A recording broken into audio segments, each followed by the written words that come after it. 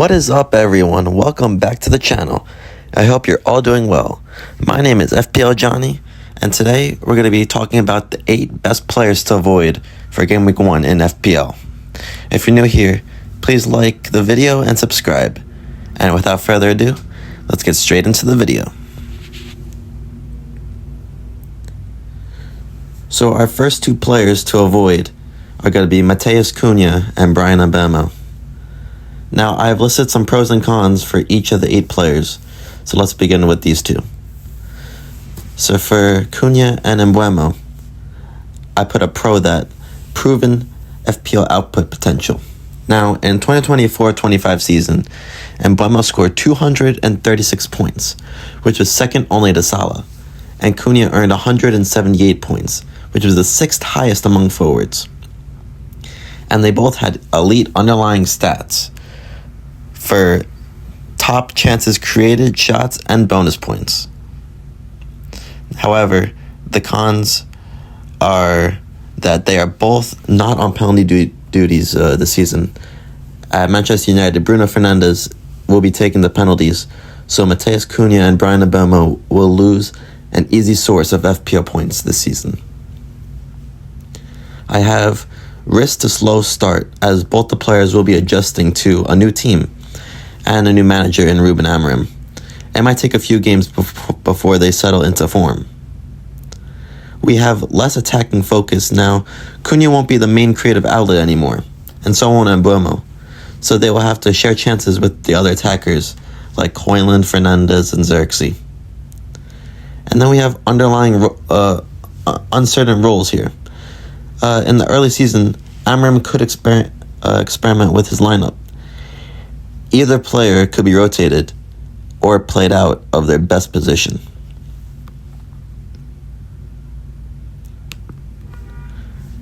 For the next 2 players, we have Cherki and Salvinho here on Manchester City. Now, a pro for Ryan Cherki is that he's an elite creator.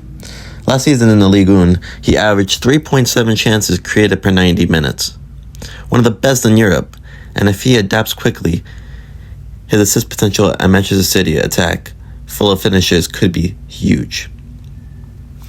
Now for the cons for Cherki here, we have Pep's rotation gamble. Now, joining Manchester City in 2025 means Cherki will compete with the established stars already at Manchester City like Foden, Marmoush, and others. And Guardiola loves rotating his creative midfielders, so I would avoid Cherki on that note. Next is adapting to a new role. Now, despite his elite creativity in Ligue 1, top in chances per 90, and expected assists, he still needs to prove how he could reproduce that in the Premier League intensity. 3, we have set piece uncertainty here. So at Lyon, Cherki handled many set pieces, and at Man City, free kicks and corner duties may remain with experienced players, limiting his assist upside. Then we have system fit risk. Critics suggest his best trait is positional freedom. Something Guardiola's structures system may restrict, leading to early system underperformance. Now let's move on to Salvinho here. A pro for Salvinho is that he already proved that he can deliver assists in the Premier League. 8 assists in his debut season for Manchester City. If he secures a regular starting spot, his dribbling and chance creation makes him a strong, valuable pick at around 6.5 million here. However, we have some cons for Salvinho here. We have low goal conversion here. Salvinho registered 8 assists, but only 1 goal in 29 Premier League appearances last season. An expected goal tally suggests he's been unlucky rather than clinical here. And now we have that he's still a rotation risk. Although he has impressed, Pep's starting 11 isn't secure. Salvinho yet isn't nailed on it, especially early in the season. And we have ownership and price limit flexibility here, with only 3.8% ownership in FPL and around a price of 6.5 million. He offers upside. However, if rotation hits, he's hard to move off your bench. Our next two players are Reece James and Jeremy Frimpong here. Now, a pro for Reece James is that he retains set-piece responsibility, including free kicks, and also contributes offensively when fit. At a budget-friendly price, he offers potential returns if his fitness holds, which many FPL managers saw his England man of the match free kick recently. Some cons for Reece James, though, however, is his chronic injury history. Since 2021-22, James has missed over 100 games due to a recurring hamstring and knee issues. Strong evidence is that he's often unavailable. Then fitness is carefully managed with Reece James. Chelsea boss Maresca has stated that James will be rotated regularly, sometimes limited to cameo appearances to protect his body. And there is uncertainty around his best position. Jacked by Maresca into the midfield role to reduce physical strain, it's unclear what his FPL attacking upside will look like if he no longer plays right back. And match minutes is restricted here. Reports indicate even when Reece James is fit, he is rarely allowed to play a full 90 minutes, limiting his potential points accumulated from clean sheets and attacking a tournament. Our next player is Jeremy Frimpong here for Liverpool. A pro is that he can contribute goals and assists. From a full season at Bayern Leverkusen, he brought 14 goals and 10 assists, showcasing elite attacking output for a wingback.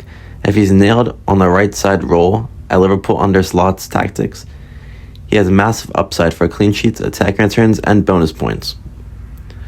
However, some cons we have for Jeremy Frimpong is that he is competing with stronger options at Liverpool. While Trent Alexander-Arnold has left the squad, Connor Bradley may get many opportunities, and Slot could rotate heavily in the defense, meaning Frimpong isn't guaranteed starts early on. Next we have that uncertain roles here. Slot may deploy him higher up or in different structures than at Leverkusen. That uncertainty complicates predictions of clean sheets or assist potential here. And we have possible rotation in the busy schedule here. Liverpool's heavy summer recruitment across multiple positions increases internal competition and could limit his involvement, particularly early on in the season. And our final two players is Kai Havertz and Noni Madueke. A pro for Kai Havertz is that he's a proven goal scorer and assister when he is involved. Before injury, Kai Havertz had 15 goals and 5 assists across 34 matches and was Arsenal's top goal scorer that season. His intelligent movement and creative presence gives him a high ceiling if he recaptures form. Some cons, however, for Kai Havertz is that he is fresh off a long-term injury. Havertz tore his hamstring at Arsenal's Dubai training camp in February of 2025 and required surgery, ruling him out for the remainder of the season. There's uncertainty surrounding his fitness for the start of 2025-26 season. At Arsenal, there's very attacking competition at the club with Bukayo Saka, Martinelli, Sterling, Trossard, and the new signing Gyökeres. It's going to be key to see how Mikel Arteta rotates his squad, and he might not get that much game time from it. We have rotation and role is very uncertain, as Arteta may prioritize young and more dynamic options, and Havertz could be used as a secondary option or a squad player early on. And then we have tough opening fixtures. Arsenal face Man United away. It leads Liverpool, City, Newcastle in the first 6 game weeks, making attacking returns less likely early on. Next we have Noni Madueke. A pro for Noni Madueke is that he has elite underlying numbers with upside. Madueke ranked in the 85 plus percentile in non-penalty goals, progressive runs, and successful dribbles in the Premier League last season.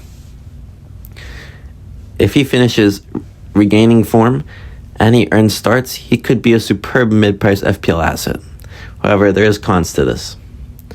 It could be a backup at best at the start. He's competing with Bukayo Saka, Martinelli, and Trossard, so the initial minutes may come mainly from the bench, however. Then we have attitude concerns. At Chelsea, Enzo Maresca publicly criticized Madueke over training constantly and dropping him at times. That suggests Arsenal may monitor him closely before trusting him weekly. And finally, there is tough opening fixtures as well, as Havertz and Noni Madueke are both on the same team. I hope you all enjoyed this video. Thank you for tuning into FPL Johnny. Please like and subscribe, and I'll catch you all in the next video.